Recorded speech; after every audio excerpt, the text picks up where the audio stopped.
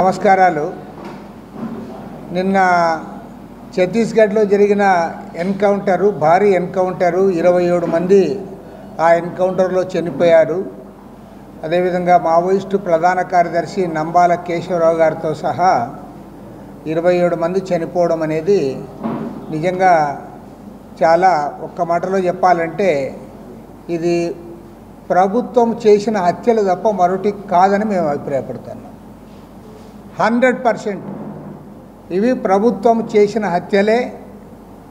ఈ హత్యలపైన judicial enquiry వేయాలని చెప్పి డిమాండ్ చేస్తూ ఉన్నాం. అదేవిధంగా ఆపరేషన్ కగార్ పేరుతో లేదా కర్రెగుట్టల ఆక్రమణ పేరుతో వీళ్ళు సాగించిన హత్యాకాండ అన్నిటిపైన కూడా విచారణ జరిపించాలని చెప్పి కూడా సిపిఐ తరఫున డిమాండ్ చేస్తాం.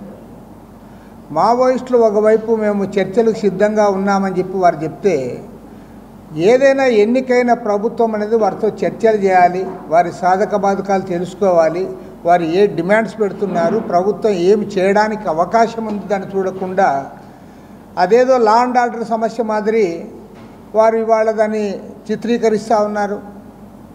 మేము ఫ్రమ్ ద బిగినింగ్ చెప్తా ఉన్నాం, భారతదేశంలో నక్సల్ సమస్య అది శాంతి భద్రతల సమస్య మాత్రమే కాదు, సాంఘిక ఆర్థిక రాజకీయ సమస్యగా దాన్ని ప్రభుత్వం పరిగణించాలి.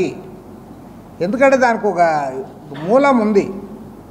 ఇవాళ మీరు ఆదివాసీలందరినీ కూడా, అందులో అమాయకులైన వాళ్ళని కూడా పొట్టన పెట్టుకొని దాన్ని ఏదో మీ విజయంగా మీరు చిత్రీకరించుకుంటున్నారంటే అది ఏ రకంగా కూడా సమంజసం కాదు.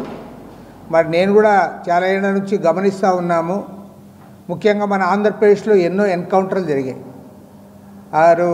ఆ రోజు అనేక మంది ముఖ్యమంత్రులు, ఎన్టీ రామారావు గారు అయితే ఆయన భిన్నమైన వైఖరి అనుకోండి. రామారావు గారు నక్సలైట్లే దేశభక్తులు అన్నాడు. రామారావు గారు కాకుండా మిగతా ముఖ్యమంత్రుల కాలంలో ఎన్కౌంటర్లు జరిగాయి. కానీ ఏ ముఖ్యమంత్రి కూడా దాన్ని తన క్రెడిట్గా ఎవరు చెప్పుకోలే.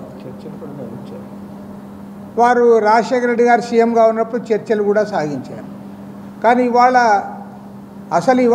ఎంతగా దిగజారినాడు ప్రైమ్ మినిస్టర్ అంటే, అరే వాళ్ళని 27 మందిని చంపేస్తే ఆదివాసీ బిడ్డలంతా చనిపోతే ఇవాళ నేను బరగాలను వాళ్ళందరూ పొగుడుతూ ఉన్నానని చెప్పి బహిరంగంగా ప్రధానమంత్రి స్టేట్మెంట్ ఇచ్చే స్థాయికి దిగజారినాడంటే ఇది సరైంది కాదు.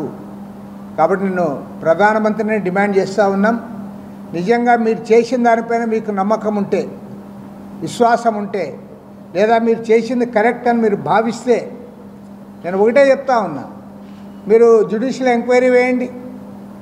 జ్యుడిషియల్ ఎంక్వైరీలో అన్ని వాస్తవాలు కూడా బయటకు వస్తాయి. కాబట్టి ఏమంటే ఈ మారణకాండ ఆపాలి, వాళ్ళతో చర్చలు చేయాలి. ఇదే ప్రజాస్వామ్యం. ఇది నేను ఇంకొక మాట కూడా చెప్పదలుచుకున్నా. మన పహల్గామ్లో 26 మంది అమాయకులను టూరిస్టులు చంపారు. 26 మంది.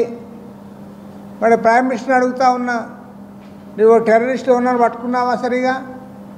ఎవరైతే పహల్గామ్ ఘటనలో ఇన్వాల్వ్ అయ్యారో వాళ్ళని పట్టుకోవడం మీకు చేతకాలే. కానీ ఇక్కడ పోయి మాత్రము నంబాల కేశవరావు గారితో సహా 26 మందిని చంపి దాన్ని మీ ఘనతగా మీరు చెప్పుకుంటా ఉన్నారు నిస్సిగ్గుగా. అంటే దీన్ని తీవ్రంగా ఖండిస్తూ ఉన్నాం. ప్రజాస్వామ్య ప్రభుత్వం ఇది. ప్రజాస్వామ్యంలో ఎన్నికైన ప్రభుత్వము తన ప్రజలనే తానే చంపిన తర్వాత దాన్ని క్రెడిట్గా చెప్పుకోవడాన్ని మాత్రం తీవ్రంగా ఖండిస్తూ జ్యుడిషియల్ విచారణ జరిపించాలని సిపిఐ తరఫున మరోమారు డిమాండ్ చేస్తూ ఉన్నాం.